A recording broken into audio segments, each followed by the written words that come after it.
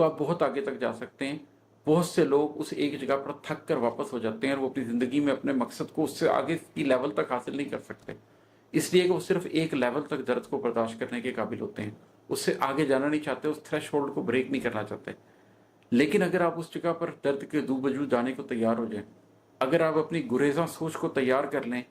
کہ نہیں میں نے آج ایک دفعہ دوبارہ درد کا سامنا کرنا ہے، نہیں میں نے آج ایک دفعہ دوبارہ زخم دل کی رفو گری کرنی ہے، ایک دفعہ دوبارہ زندگی کے حالات کے اوپر ضبط کرنا ہے اور ایک قدم اور بڑھانا ہے، تو ایک وقت آتا ہے کہ وہ اس درد کی تہ سے آگے نکل جاتے ہیں۔ جیسے کوئی جہاز اڑتا ہے اور جا کے گرج چمک والے بادلوں میں گھس جاتا ہے تو آپ کو لگتا ہے کہ سب کچھ خراب ہونے لگا ہے، لیکن اگر وہ ہمت کر کے نکلتا ہے تو وہ ان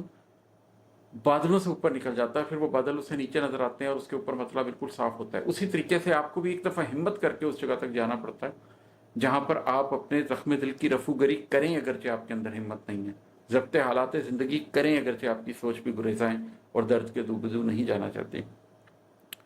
اور مکتا ہے کہ جانتا ہوں بتا نہیں پاتا،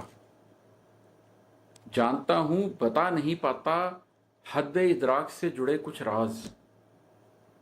جانتا ہوں بتا نہیں پاتا، حد ادراک سے جڑے کچھ راز، لاکھ کوشش کے باوجود عماد اس طرف گفتگو نہیں جاتی۔